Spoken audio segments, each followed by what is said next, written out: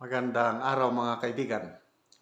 Okay, pag-usapan natin ngayon ang mga reactions ni Miss Vivian Velez tungkol sa mga pahayag ni First Lady Lisa Araneta Marcos doon sa interview niya kay Katunying. Ito ang naging viral sa social media, yung cute daw siya. Okay, ito yung post ni Miss Vivian Velez, yung naka-eyeglass, yan no? Batang-bata pa siya, no? Talagang beautiful. Tapos samantalang sa kabila, si First Lady, yung itsura niya.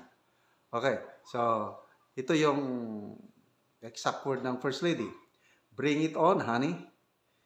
You are the size of your enemy. I will never stoop down that level. Every time they say that, they become uglier and uglier. Just look at their face. Diba? Tayo, cute pa rin tayo. What a life. Bring it on. There is such thing as karma. So, yung cute pa rin tayo, doon nag-react si Miss Vivian Velez. Kasi makita mo naman yung mukha, oh. Yan, oh. Cute daw. Kaya tinabihan niya yung mukha ngayon ni Miss Vivian Velez. Yan, oh. Mga pareha sila siguro ng edad. Oh. Sabi ni Miss Vivian Velez, dapat ganyan ang itsura mo pag sinasabi mo ang bring it on. Hindi yung mukha kang palaka. Grabe.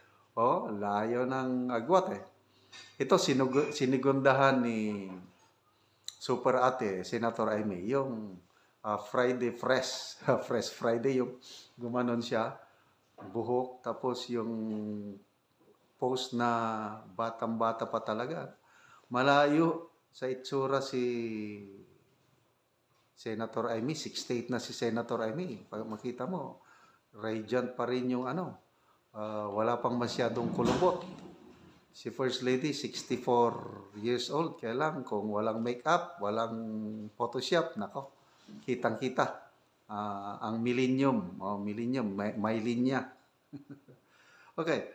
So after this itong mukha kang palaka, sinundan pa ni Miss Vivian Velez, parang ayaw paawat.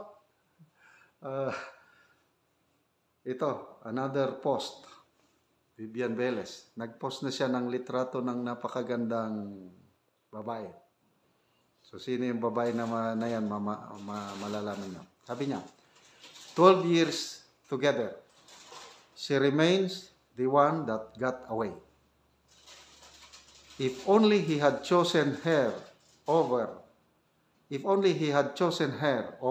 his manipulative wife, it serves as a reminder of the profound influence one's life partner can have, underscoring the importance of choosing wisely. To lead a fulfilling and purposeful life, it is essential to select someone who embodies empathy towards others. A valuable lesson learned indeed, sir. Ito, may mga picture yan, no?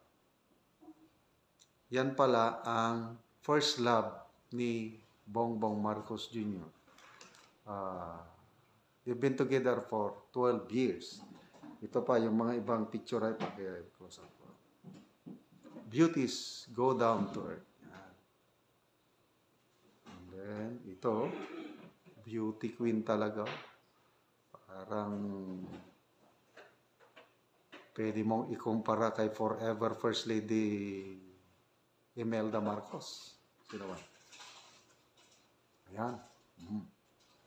So, yan ang tunay na cute. Yan ang tunay na beautiful. Yun ang punto ni Miss Vivian Velez. Sana kung ito ang pinili ni BBM, yung matagal niyang boyfriend, baka iba ngayon. Baka iba kasi yung sabi niya, yung influence ng partner mo sa buhay mo, importante. Tama po yun. Agree ako doon kasi ako, I'm so lucky ng aking wife. yung influence niya sa akin matindi. Kung ano yung kakulangan ko, nandun, sinusupply, provide ng aking wife. Ako kulang ako sa training ng lumaki akong palaboy, walang masyadong magandang training, instruction.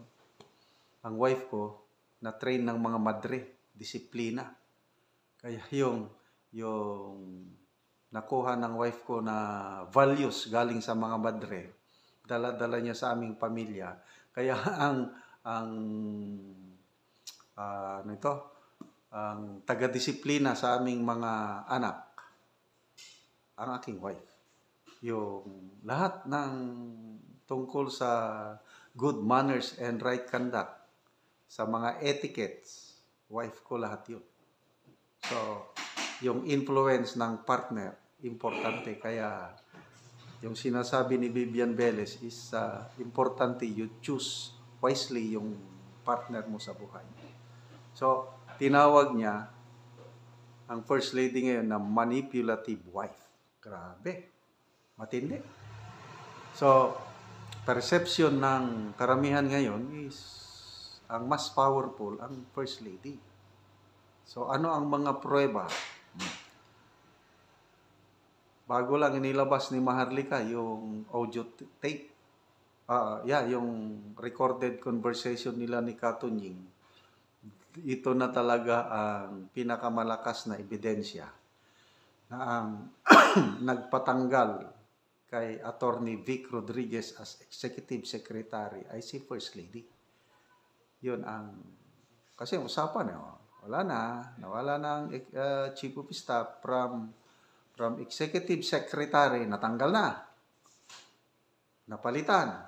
Gustong pagbigyan ni BBM ang kanyang kaibigan kasi matagal ang pinagsamahan So, tinanggal as Executive Secretary, kaya lang binigyan pa rin ng pwesto as Chief of Staff. Okay pa rin. Nako, inayawan pa rin ni First Lady. Napatanggal pa rin niya hanggang tuluyan ng nawala sa eksena si Attorney Vic Rodriguez. So, yun ang summary doon sa recorded conversation nila ni Katunying. So, anong ibig sabihin nun? Yun na yung sinasabi ni Vivian Velez na manipulative wife. Siya ang nasusunod. Next, ito. Hindi nakapagtiis si Attorney Trixie Angeles. Yung latest vlog niya, inilabas na ni Attorney Angeles yung kanyang paghihirap no press secretary pa siya. Kasi sinabi niya, hindi ako nag-apply sa trabaho as press secretary. Pinili lang ako at tinanggap din niya. Kaya lang, nung nandun na siya, first time kong nalaman yung hirap niya sa trabaho kasi ayaw sa kanya ni First Lady Lisa. Hindi maligaya si First Lady sa appointment ni Attorney Trixie as press secretary. But to me, and karamihang mga comments na very effective, napakagaling na press secretary si Attorney Trixie Angeles. Ako, naging spokesman din ako sa Philippine Army, sa Mindanao. Importante yung trabaho ng spokesman. Yung may project mo ang right image ng Army o ang commander ko sa public.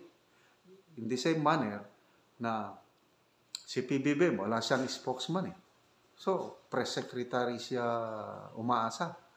Nako, walang kaproblema. Ang ganda ng takbo ng communications office nung si Attorney Trixie pang nandyan. Hindi ko maintindihan bakit ayaw sa kanya ni First Lady at binulgar ni Attorney Trixie na one time, pinatawag siya ni First Lady. At sinermonan, pinagalitan. Yan. Panoorin nyo yung latest vlog ni Attorney Trixie, pinagalitan. So, being mabait, super bait si Attorney Trixie, very calm, humble lang. Tinanggap lang daw niya yun. Para Although sabi na Attorney Trixie na, well, hindi man siya kasama sa chain of command. Kasi ang chain of command, presidente, executive secretary, then ito na, press secretary. Ang immediate boss ni Attorney Trixie, executive secretary, pakyat sa presidente, yun ang chain of command. Ang first lady, nasaan? Wala. Bakit pinapagalitan? At yun na, hanggang ginipit na dapat na siyang aalis sa pwesto. Pag hindi, ang mga tauhan, yung mga ni-recruit ni Attorney Trixie, yung mga tauhan niya sa PCO, hindi maapektuhan, hindi magkakaroon ng sweldo. 3 months yun na nag-serve.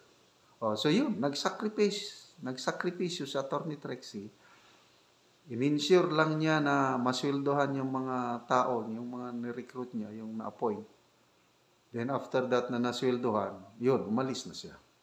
Ganon katindi ang power ng First Lady as revealed by Attorney Trixie. So, yun na rin yung sinasabi ni Vivian Velez na manipulative wife.